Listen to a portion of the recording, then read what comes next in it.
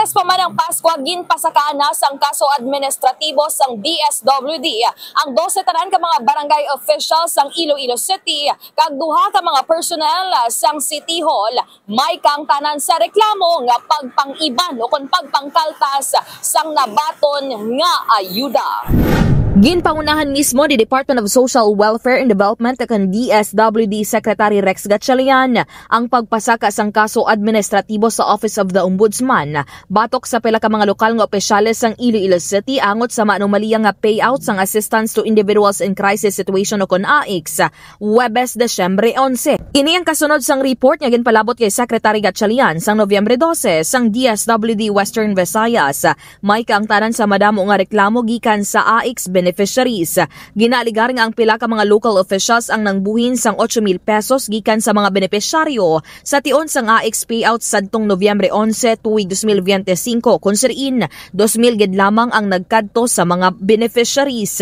Mabaskog nga ginakondenar ni Secretary Gatchalian ang impormasyon sang korupsyon kag liwat nga ginapahanumdum nga ang mga ini nga sahi sang buluhaton ang wala ginapahanugutan sa idalom sang iya liderato. Ginatagan man pagtamod sang DSWD nga ang ila commitment among mabantayan nga may integridad ang tanan nga may social protection programs kag ginapasiguro nga ang tanan nga mga ayuda ang mabaton sang insakto sa mga benepisyaryo. Lakip sa mga ginpasakaan sang kaso amo ang mga masunod: Jobert Lim, City Hall personnel; Johnny Coldizon, City Hall personnel; Gina Ilauria, punong barangay sang Taytay Sontuharo; Jingjing Pineda, barangay kagawad sang Taytay Sontuharo; Amadeo Sultan, punong barangay sang Simon Ledesma Haro; Remedios Bedea, barangay captain o konpunong barangay sang Lanit Haro; Kagawad Huntado sang Lanit Haro; Kagawad Gonzales sang Lanit Haro; Rizalin Delmo, punong barangay sang Quintin Salas Haro; Victoria Ruel, barangay kagawad sang Quintin Salas Haro;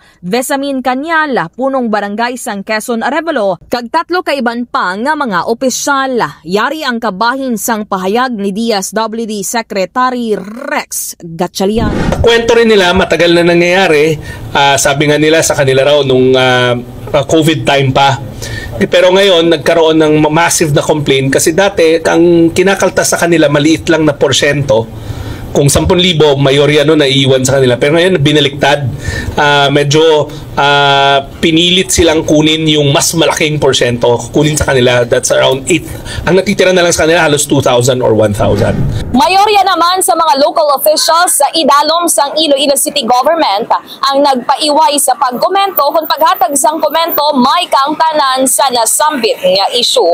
Report nagikan sa syudad sang Iloilo. Inisika K5 Kim Montaño Caluyo para sa Kampyon nga Balita, Serbisyo Publiko kag Kalingawan sa Iloilo.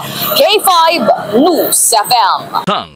DTX Coffee Mix. Himo sa natural nga sangkap pareho sang amarkuso, chia seeds, desugared sugared cane extract powder. DTX Coffee Mix. Nakakapi ka na, naka-detox ka pa. DTX Coffee Mix. Mabakal sa mga butika.